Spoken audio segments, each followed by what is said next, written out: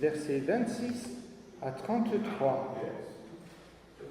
Jésus dit, « Ne les craignez donc point, car il n'y a rien de caché qui doive être découvert, ni de secret qui ne doive être connu. Ce que je vous ai dit dans les ténèbres, dites-le en plein jour. Ce que vous ai dit à l'oreille, prêchez-le sur les toits. Ne craignez pas ceux qui tuent le corps et qui peuvent tuer l'âme. Craignez plutôt celui qui peut faire périr l'âme et le corps dans l'enfer. Ne vend-on pas 2 moineaux ou passereaux pour un sou? Cependant, il n'en tombe pas un à terre sans la volonté de votre Père. Et même les cheveux de votre tête sont tous comptés. Ne craignez donc point, vous valez plus que beaucoup de ces petits oiseaux sur le plan financier, sur le marché. C'est pourquoi, quiconque me confessera devant les hommes, je le confesserai aussi devant mon Père qui est dans les cieux. Mais quiconque me reniera devant les hommes, je le renierai aussi devant mon Père qui est dans les cieux. Jusque-là, la lecture. Que disent les pères sur le texte, les réformateurs? Que disent les piétistes? Que disent les moraves? Voilà des sons. Les pères de l'Église, alors les pères latins, écrivant latin, influencent l'Église d'Occident. Les pères orientaux, écrivant grec, influencent l'Église orthodoxe en particulier. Les piétistes, c'est un mouvement de réveil à la fin du XVIIe dans l'Église luthérienne, avec Philippe Jacob Spinner à Ribeauvillé, pour ceux qui connaissent. Et puis le piétisme, alors, qu'est-ce qu'il enseigne? Quelque chose de très proche du méthodisme et de l'Église d'aujourd'hui. La conversion personnelle, la lecture de la Bible et les petits groupes d'édification. Et puis alors vous avez les frères moraves, en République tchèque, la Moravie, mouvement relancé par Nikolaus Ludwig Zinzendorf au XVIIIe siècle. Mais tout cela est vraiment riche. Comment ils lisent le texte, comment ils l'interprètent, quelle est leur lecture? Les moraves influencés par les piétistes, et enfin John Wesley au XVIIIe, influencé lui-même par les frères moraves sur un bateau, tandis qu'il se rendait en Amérique. Ne les craignez pas, dit Jésus. Alors il faut faire attention à un discours fataliste. Eh bien voilà, j'ai appris une mauvaise nouvelle, tout est fichu. Il ne faut pas tomber dans un discours défaitiste, non plus triomphaliste. Il faut rester équilibré, le Seigneur va nous aider.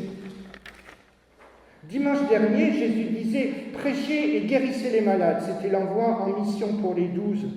Et ce dimanche, eh bien voilà, vous serez haïs. Tout ne va pas se passer facilement. Au lieu de la sympathie et les encouragements, l'épreuve. Alors dans le texte, on a entendu un nombre de fois très important, ne craignez pas. Ne craignez pas parce que c'est important. Ne craignez pas. Il ne dit pas vous n'aurez aucun problème, vous ne serez jamais rejeté, rien de pénible vous arrivera. Au contraire, il dit ça ne va pas être simple. Les disciples souffrent la persécution. Des chrétiens souffrent la persécution encore de leur foi aujourd'hui. J'aime bien cette phrase. Pour nous, ça prend rarement la forme du martyr. Mais ça prend souvent le visage de nos courages devant ce qui arrive. Philippiens, ne vous inquiétez pas, le mot n'est pas phobos, la phobie, mais marinao, difficile à prononcer. Se préoccuper, s'occuper de rien, ne vous préoccupez pas, mais en toute chose faites connaître vos besoins à Dieu. Et la paix de Dieu, qui surpasse toute intelligence, gardera votre cœur, votre vie en fait, et vos raisonnements, votre pensée en Jésus-Christ. Paul dit cela alors qu'il est en prison. Ne craignez pas, parce que de toute façon, toute chose cachée, alors là on s'inquiète, on se dit, oh là là, mais alors ce que j'ai fait, ça sera découvert. Ça veut dire que tout ce que j'ai fait dans le passé, ça va être découvert un jour. Quelle horreur! Et c'est pas ce que dit le texte, il parle de l'Évangile. Tout ce qui est caché, qui a été prêché par Jésus-Christ dans le coin des maisons, à l'ombre, sous la toile, pendant les chaleurs de l'été, tout ce qui est caché, ce que je vous ai dit, c'est de cela qu'il est question. Ce que je vous ai dit dans l'ombre, tiens, justement. Ce que vous entendez dans le creux de l'oreille, de Jésus-Christ, du plan de Dieu, c'est fait pour être connu. Au départ, ils sont qu'un tout petit groupe de personnes cachées, et maintenant, le monde entier le sait. Ne les craignez pas. Craignez plutôt celui qui peut tuer l'âme, c'est-à-dire celui qui peut envoyer en enfer la séparation d'avec Dieu. Ne vantons pas deux moineaux pour un sou. Saint Éphrem écrit « Les moineaux sont ici l'image des croyants pauvres et vulnérables. » Les moineaux, c'est un argument a fortiori, à plus forte raison. Il va s'occuper de nous. Dieu n'aime pas tout le monde de façon abstraite, mais il aime chacun en particulier avec son vécu. Il connaît tes combats que personne ne voit, tes peurs secrètes, tes fatigues, tes blessures. Nikolaus, j'aime bien ce nom, c'est long. Nikolaus Ludwig von Zinzendorf, bon voilà. Vous valez plus que beaucoup de moineaux, c'est une déclaration d'amour de la part du Seigneur. Pas un seul cheveu ne tombe de votre tête sans que le Père le sache. Il est question ici de sa volonté permissive. Tout ce qui arrive sur la terre, Dieu ne l'apprécie pas forcément. Quand on parle de la volonté de Dieu qui sait toutes choses, il laisse faire certaines choses, ça ne veut pas dire que la chose lui plaise forcément. Loin de là. Je regarde une prédication de Charles Spurgeon, alors grand prédicateur du 19e siècle, baptiste. Et même Internet peut me traduire la prédication, c'est incroyable, en anglais. Il dit « Oh, homme, quelle petite chose tu es !» Alors je vais vous parler de la providence par laquelle Dieu conduit toutes choses. Il s'occupe des petits moineaux, il s'occupe des chrétiens, petits oiseaux.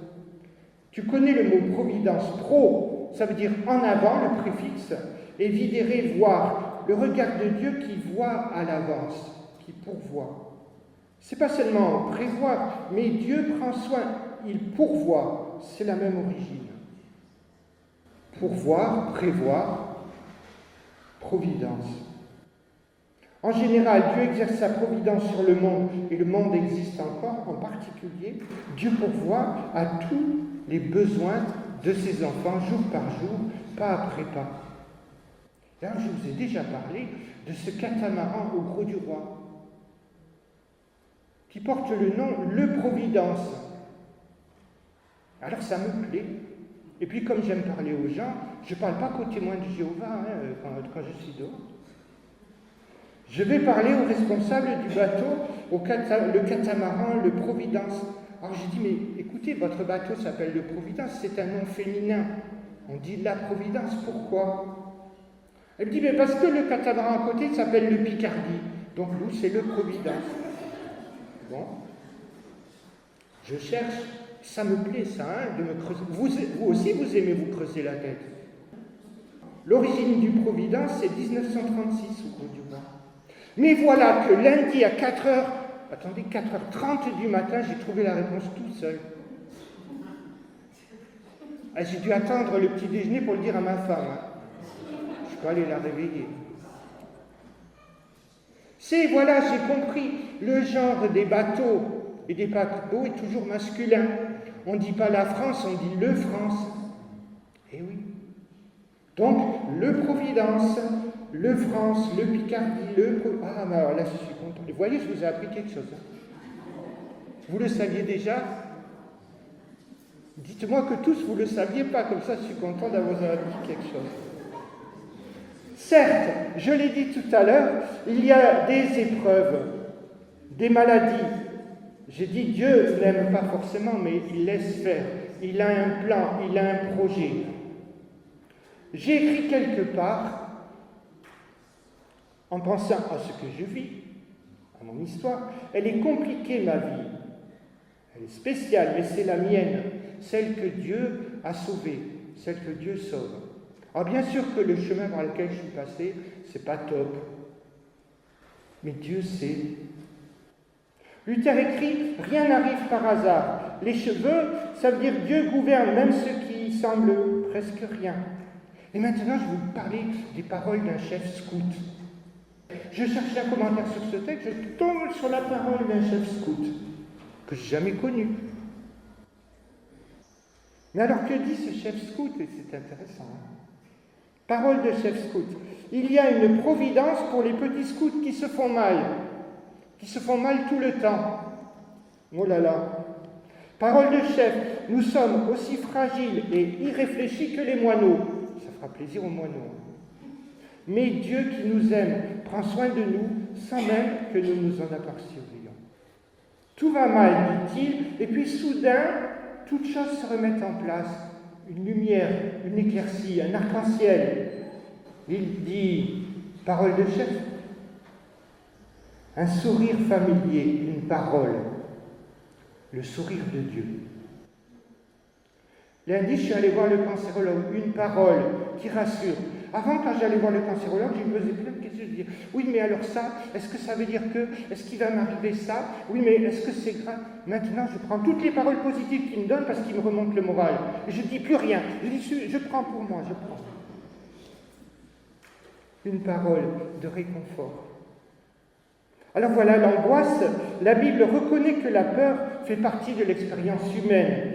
Jésus lui-même a connu une angoisse terrible, insupportable, à Gethsémani, et il s'en remet à son Père céleste. Sa dernière parole, Père, je remets mon esprit, c'est-à-dire ma vie, entre tes mains. Se reposer dans l'amour du Christ. Et puis voilà, l'expérience de Job que vous connaissez bien. Job, en un jour, il a tout perdu, tout est parti. Et voilà qu'il dit, Dieu a donné, Dieu a permis, la volonté permissive de Dieu, non pas que Dieu apprécie, mais Dieu a laissé faire.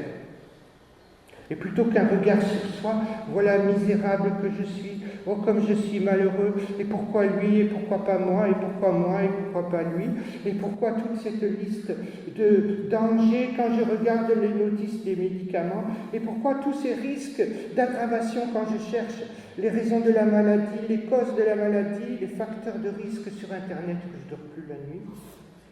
Au lieu de regarder à lui, il regarde à Dieu. Ce regard de Dieu, qui lui ne change pas.